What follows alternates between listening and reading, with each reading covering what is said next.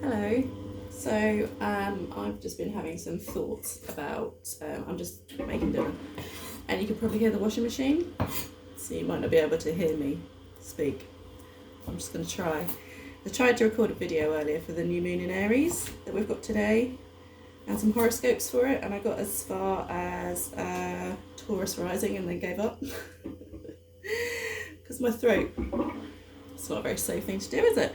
My throat isn't really holding out, but I've just, new moon in Aries in my 10th house, I've just got this real urge to be sharing about the astrology with you all, because the 10th house is all about career and public spaces.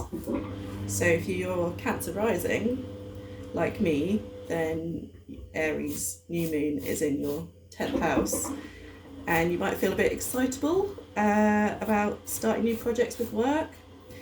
And my husband cut his finger last week doing this. He's a chef, and he was chopping. He never cuts himself, but yeah, major finger cut. He's Gemini rising.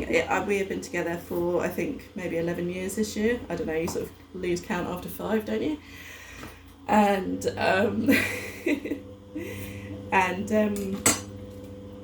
yeah, he's never cut himself that whole time, always been a chef. But I've been trying to figure out his rising sign, and I am absolutely 100% now on Gemini, well, 99.9, because ever since Mars has been in Gemini, so in his first house, he just keeps getting ill. And then, you know, Mars moves out of shadow the other day, and you know, we're bracing new territory for Mars, moving ahead, you know, new things happening, no more of that retrograde shadow, like tying up loose ends with old stuff to do with Gemini, so information, communications. But if you're a Gemini rising, then Gemini rising for that Mars transit, which is finishing on like Wednesday, I think, something like that, this week, moving into Cancer.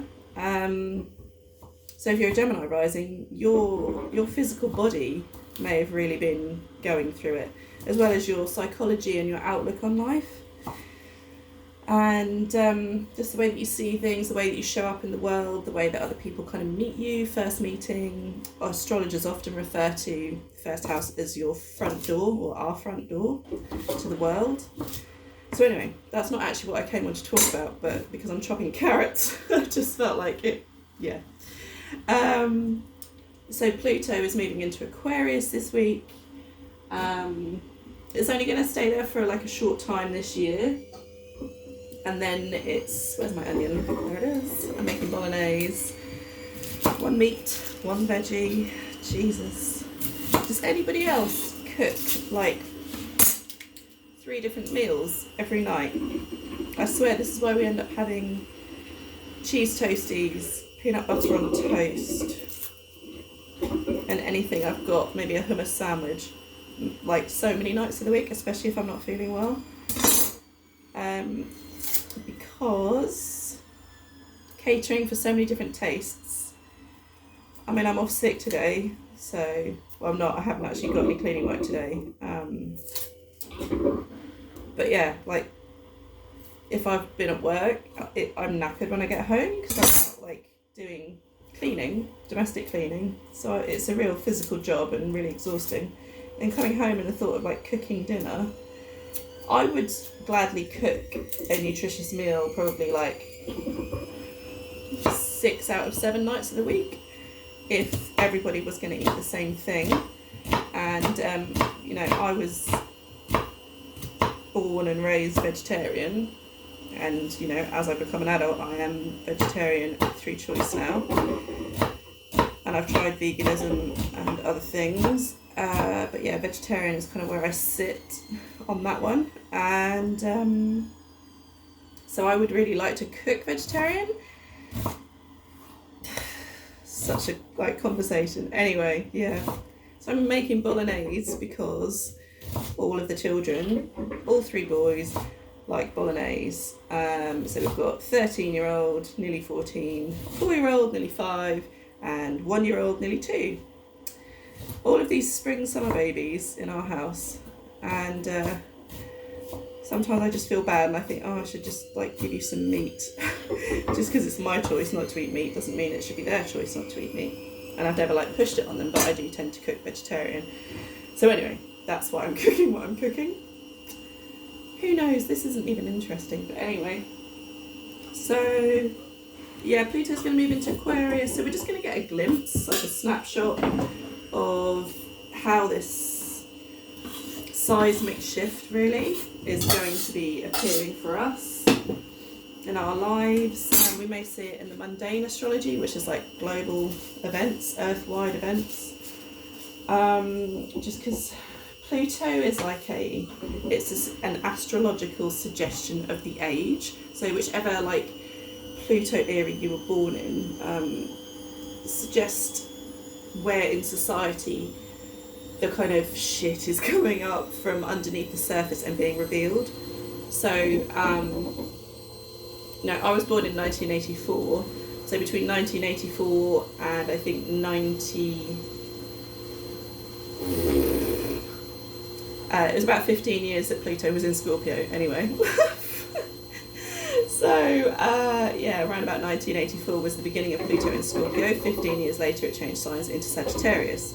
Previous to Pluto in Scorpio, so sort of 1983 back, Pluto was in Libra. Very different energetic vibe.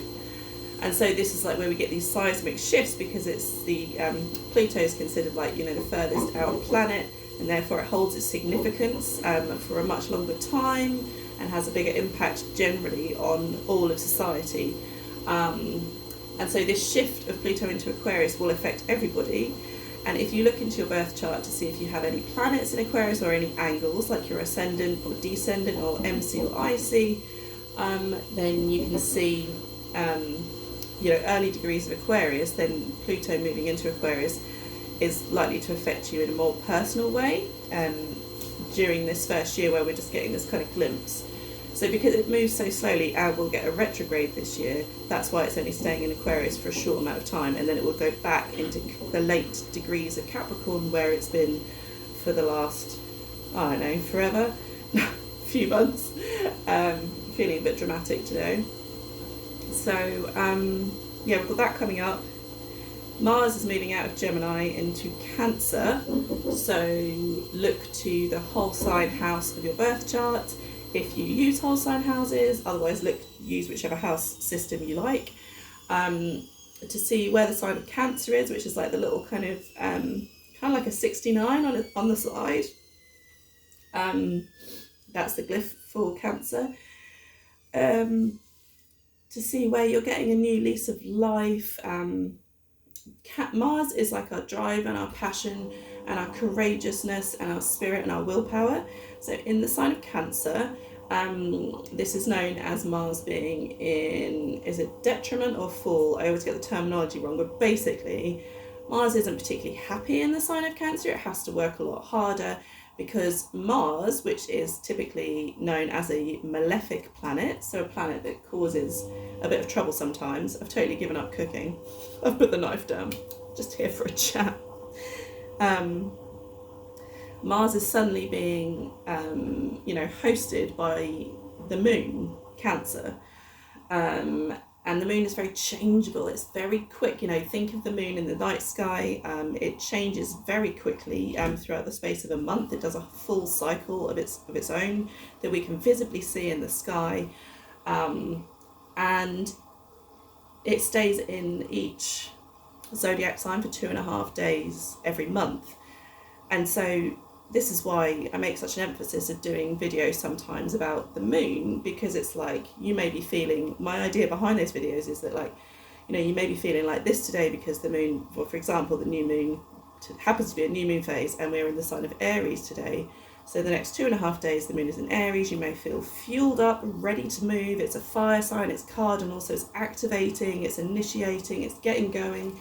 It's doing stuff, it's coming at things without thinking about it, it's jumping in head first, leaving your feet behind probably, and just throwing all of your energy and passion into one thing. and then possibly getting bored and trying another thing and just like trying all the things. But then after the moon's moved out of the sign of Aries and moves into Taurus, and like energetically and emotionally, because that's what the moon represents, our worlds in that respect slow down, and we become a lot more about the senses and connecting with nature. And so I really like that that juxtaposition of Aries to Taurus, or that transition from Aries to Taurus, because it's really quick and active and busy, and then it's just like, no, I'm just going to slow down a bit, because Taurus is fixed earth. So it's like, what do I like? I know that I like these things. It's comfort, it's safety, security, that sense of emotional safety and security, for 2.5 days. And then we moved into the moon in Gemini, which is really like, okay, let's go into the mind space, because it's what's the word, like Pisces and Virgo, mutable mutable air. Gemini is mutable air, so it's very changeable, it's very open to new ideas, and it's of the mind because it's ruled by Mercury. So it's like gathering in all this information all of a sudden, and it's just, I don't know, if you find that you're quite a lunar person, then you probably are affected by the moon changes each month. So anyway, when Mars moves from Gemini, a Mercury ruled sign that's been gathering information and kind of mentally exhausting us potentially, because it's been there for so long, much longer than Mars would usually stay in any sign for. We're now moving into this Mars in a moon sign, and so Mars in a moon sign can be a bit kind of pokey at emotions, a bit jaggedy, a bit argumentative, a bit emotional,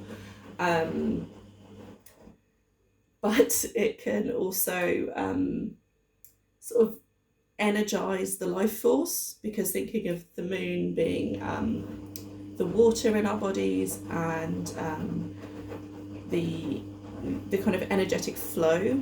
I don't know, I'm imagining a fountain, there's like been this dormant water just sitting there, and all of a sudden Mars moves into Cancer, and suddenly it's like the fountain can spring up again and start sharing emotions. But sharing emotions doesn't have to be a bad thing. It can be about empathy and care for other people, which is something that Cancer is really good at.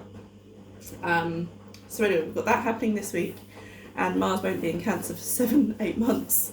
It will just be a short amount of time, normal Mars kind of amount of time. I think that's a couple of months. I haven't got the ephemeris here, but it's not 7-8 months. I think it's about 2 months every sign. I'm getting a bit hot now, so I've probably done too much, but there we go. So I just kind of wanted to pop on, had a few thoughts about that. And just the Aries new moon is a really great one for manifestation. I don't feel like there's any super negative aspects from any other planets with this new moon. It's conjunct, so I'm just playing with my little star thing here. It's conjunct Mercury in Aries, and it's also with Jupiter in Aries and Chiron in Aries, so it's expansive, opportunistic, positive, healing potentially, and self-expression is like off the chart. So really thinking about yourself, what do I need? What do I want? What do I just want? Do you ever get that where someone's like, I'm just popping to the shop, do you want anything? Or do you need anything? And you're like, no. Do you want anything? Yeah. Yeah, I do. But do I need anything? No. But yes, I do want things. I want lots of things. As I look to see which house Aries is covering in your birth chart, to see which area of life is being activated, and therefore which area of life is presenting you with these opportunities for self-expression and new, expansive, exciting, opportunistic times.